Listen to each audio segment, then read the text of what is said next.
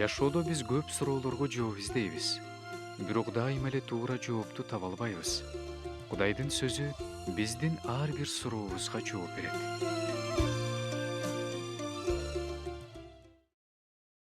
Адамдар качан тилдерге бөлүнө баштаган? Саламатсыңарбы, урматтуу угармандар?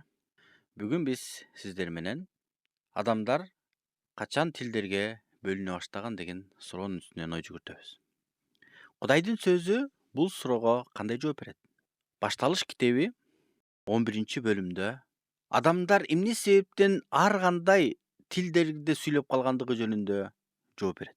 Алгач мен ошол окуяны окуп берейин. Башталыш китеби 11-бөлүм. Жер жүзүндө бир эле тил болгон.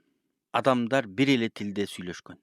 Алар чыгыштан көчүп чыгып, Шынар жеринен түздүк таап, ошол жерге отурукташышты. Анан алар бири-бирине келгиле, кыш куюп, отко бышыралы дешти. Алар таш ордуна кыш, аки таш ордуна жер чайырын колдонушту. Алар дагы бүт жер жүзүнө тарап кетпешибиз үчүн өзүбүзгө шаар жана асман тиреген мунара куралы, атыбызды чыгаралы дешти. Ошондо Теңир адам уулдары куруп жаткан шаар менен мунараны көргөнү төмөн түштү. Теңир мындай деди: "Мына бир эл, бардыгынын тили бир.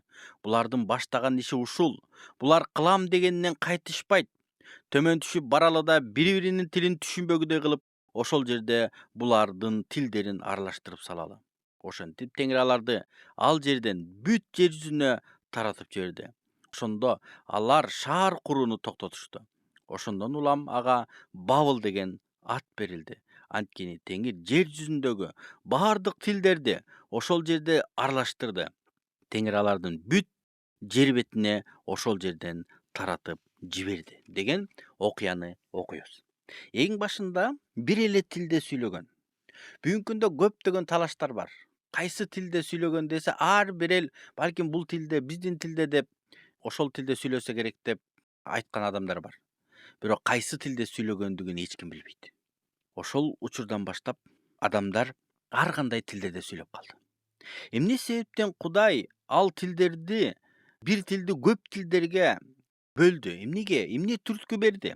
Анткени элдер бир жеңге топтошту дагы алар чогулуп алып Кудайга каршы чыкты.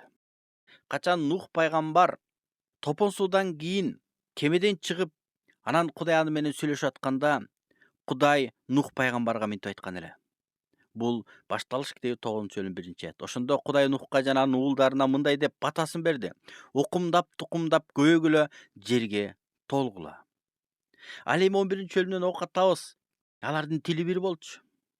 Алар бир тилде сүйлөшкөн. Алар бир жерге чогулуп түздүк таап, ошол жерге отурукташып, анан бири-бирине айтып атат: "Келгиле, кыш куялы, отко бышыралы. Анан биз жер жүзүнө тарап кетпешибиз үчүн асман тиреген мунара куралы. Атыбызды чыгаралы." Булар ачык эле Кудайга каршы чыгышты. Ошонун негизинде Кудай карданып, аларды ар кандай тилдерге бөлүп салган эле. Эң башында адамдар бир эле тилде сүйлөгөн. Кудайга каршы чыккандыктан, Кудайга тил албастыктан, өздөрүнүн атын, даңкын ойлогондуктан Кудай ар кандай тилдерге бөлүп салган эле. Демек, Кудайга каршы чыгуу канчалык коркунучтуу экендигин ыйык жазуу күбөлөндүрүп жатат. Ар кандай тилдерде бөлүнүү ыйык жазуу ушундайча жооп берет. Кудай ар бириңиздерге батасын берсин. Амин.